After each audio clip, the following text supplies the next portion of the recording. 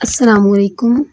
अच्छा, जो हमारे पास नेक्स्ट टॉपिक है मियोसिस 1 के बाद वो मियोसिस 2 है। क्योंकि जब मियोसिस 1 और मियोसिस 2 कंप्लीट होगी तो फिर ये मियोसिस का प्रोसेस कंप्लीट होगा, क्योंकि मियोसिस के प्रोसेस को 2 पार्ट्स में डिवाइड किया गया था और हमने पढ़ा था कि इसकी 2 डिवीजन होती हैं और दोनों डिवीजन के बाद एक डॉटर सेल्स, एक पेरेंट सेल से 4 डॉटर सेल्स बन जाते हैं। जो लास्ट टाइम हमने यहाँ तक डिस्कस किया था कि ये मियोसिस 1 कंप्लीट हो गई थी और लास्ट में 2 डॉटर सेल्स बने। अब इन्हीं डॉटर सेल्स ने मियोसिस 2 में डिवाइड करके 4 डॉटर सेल्स बनाने हैं, वो भी हैप्लॉइड होंगे। अब अगर मियोसिस 2 की बात करें, मियोसिस 2 बिल्कुल माइटोसिस है, बिल्कुल माइटोसिस है, एक स्टेप भी इसका चेंज नहीं है माइटोसिस से। इसका इसमें भी 4 फेसेस होते हैं, जिसमें जो है न्यूक्लियस की डिवीजन होती है कैरियोकाइनेसिस के, जैसे प्रोफेज 2, मेटाफेज 2, एनाफेज 2 और टीलोफेज 2। अगर हम प्रोफेज 2 की बात करें तो प्रोफेज 2 में क्या होता है, जो न्यूक्लियर आई है और न्यूक्लियर एनवेलप है वो डिसअपियर हो जाता है। अच्छा, न्यूक्लियर आई जो है ना, वो हम बोल रहे हैं न्यूक्लियोलस को न्यूक्लियर आई बोलते हैं, सिंगल को।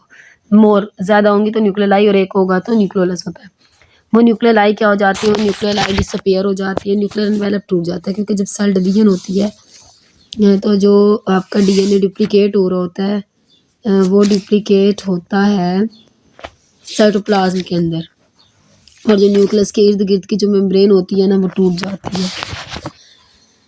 उसके बाद क्रोमैटिन कंडेंस हो जाते हैं और किसमें चेंज हो जाएंगे, क्रोमोसोम्स में। पीछे भी प्रोफेज में यही पढ़ा है, न्यूक्लियर आई वाला भी वही पढ़ा है। सेंट्रियोल जो है वो सेंट्रोसोम्स बनाते हैं। आपको पता ना कि सेंट्रियोल के 2 जोड़ों को, एक जोड़े को जिसमें 2 सेंट्रियोल होते हैं उसको सेंट्रोसोम्स बोलते हैं। सेंट्रोसोम्स सेल के ऑपोजिट पोल्स पे जाते हैं और स्पिंडल फाइबर बनाते हैं, क्योंकि जब सेल डिवीजन होगी स्पिंडल फाइबर्स तो बनेंगे जिन्होंने क्रोमोसोम्स को सेल के डिफरेंट लोकेशन में होल्ड करके रखना है, मेंटेन करके रखना है उसे। तो सेंट्रियोल्स कहाँ चल जाएंगे, अपोजिट पोल्स पे, और स्पिंडल फाइबर्स बनाएंगे।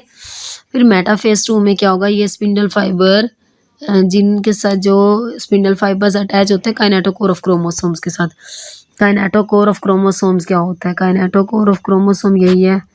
फिर बता देती हूँ कि काइनेटोकोर क्या होता है। सेल के सेंट्रोमियर में जो एक प्रोटीन होती है वो काइनेटोकोर प्रोटीन होती है, और उस काइनेटोकोर प्रोटीन के साथ जो स्पिंडल फाइबर्स अटैच होते हैं उन स्पिंडल फाइबर्स को हम क्या बोलते हैं, काइनेटोकोर स्पिंडल फाइबर्स बोलते हैं। और ये किसके साथ अटैच होते हैं, क्रोमोसोम्स के काइनेटोकोर के साथ। काइनेटोकोर एक प्रोटीन है जो सेंट्रोमियर में मौजूद होती है, और सेंट्रोमियर वो लोकेशन है जहाँ पे जो क्रोमोसोम्स हैं उसकी दोनों आर्म्स, यानी ये वाली आर्म और ये वाली आर्म जिस पोजीशन के साथ अटैच है उसको हम क्या बोलते हैं, सेंट्रोमियर। और ये मेटाफेज 2, एम से मेटा और एम से मिडल। तो इस फेज में जो स्पिंडल फाइबर्स हैं वो काइनेटोकोर ऑफ क्रोमोसोम्स के साथ अटैच होंगे और सेल के इक्वेटर यानी सेल के सेंटर में इन्हें अलाइन कर देंगे, इन्हें तरतीब दे देंगे और इन्हें अरेंज कर देंगे। उसके बाद एनाफेज 2 में यही होगा कि स्पिंडल फाइबर्स जो हैं वो कंट्रैक्ट होंगे, सिस्टर क्रोमाटिड्स को अपनी तरफ खींचेंगे। अब अगर जो है, वैसे लास्ट टाइम हमने जब मियोसिस 1 पढ़ी थी तो इसमें हमने पढ़ा था कि होमोलोगस क्रोमोसोम सेपरेट होते हैं, लेकिन माइटोसिस में भी हमने यही पढ़ा था कि सिस्टर क्रोमाटिड। अब ये सिस्टर क्रोमाटिड्स क्या हो गई, ये सेपरेट हो गई।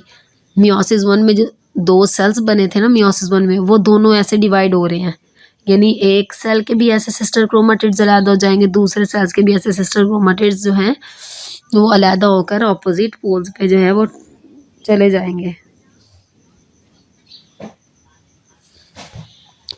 उसके बाद टीलोफेज 2 बिल्कुल माइटोसिस की तरह ही है।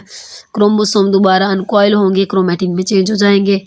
अच्छा, जो टीलोफेज है ना वो प्रोफेज का ऑपोजिट है। जो जो चीज़ें प्रोफेज में हुई है ना वो उसके ऑपोजिट चीज़ें यहाँ होंगी। वहाँ पे क्रोमैटिन कंडेंस होकर क्रोमोसोम में चेंज हुआ था, यहाँ क्रोमोसोम दोबारा क्रोमैटिन में। वहाँ न्यूक्लियर एनवेलप और न्यूक्लियर आई या न्यूक्लियोलस डिसअपियर हो गया था, यहाँ रीअपियर हो गया जाएगा।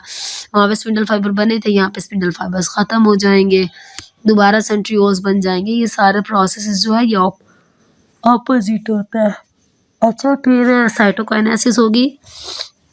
यानी साइटोकाइनेसिस का मतलब है कि साइटोप्लाज्म डिवाइड होगी, क्योंकि अब कैरियोकाइनेसिस हो गई है, न्यूक्लियस की डिवीजन हो गई है, क्योंकि न्यूक्लियस की डिवीजन 4 फेजेस में होती है, यानी प्रोफेज, मेटाफेज, एनाफेज और टीलोफेज। जब ये 4 फेजेस जो है ना ये कंप्लीट हो जाती है ना, उसके बाद आपका जो सेल है ना उसका न्यूक्लियस डिवाइड हो गया। अब साइटोप्लाज्म ने डिवाइड होना है और टीलोफेज 2 के रिजल्ट में 4 डॉटर सेल्स बनते हैं। हर सेल्स में जो नंबर ऑफ क्रोमोसोम्स होते हैं ना वो हाफ होते हैं।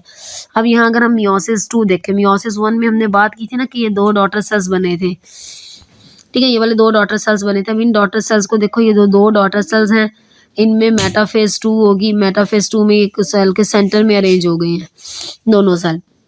दोनों सेल में जो क्रोमोसोम है वो सेल के सेंटर में अरेंज हो गए हैं। फिर अगली टीलोफेज की स्टेज है जो सेकंड लास्ट है, जिसमें आपको दिखाई दिया जा रहा है कि सेंट्रोमियर से दोनों क्रोमोसोम्स अलहदा हो गए हैं और एक पोल पे एक सिस्टर क्रोमाटिड्स गई है दोनों तरफ। और लास्ट में अगर आप देखोगे तो यहाँ पे आपको 4 डॉटर सेल्स जो है वो दिखाई दे रहे हैं, ठीक है। ये मियोसिस 2 थी।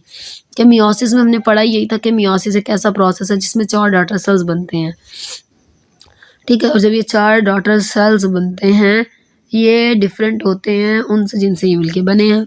हमने बात की थी कि मियोसिस जो है वो डाइवर्सिटी लाती है। मियोसिस में जब क्रॉसिंग ओवर होती है तो क्रॉसिंग ओवर के नतीजे में क्या आता है, चेंज आता है और आने वाली जनरेशन जो है पेरेंटल जनरेशन से मुख्तलिफ होती है। तो ये हमारे पास था मियोसिस 2 का टॉपिक।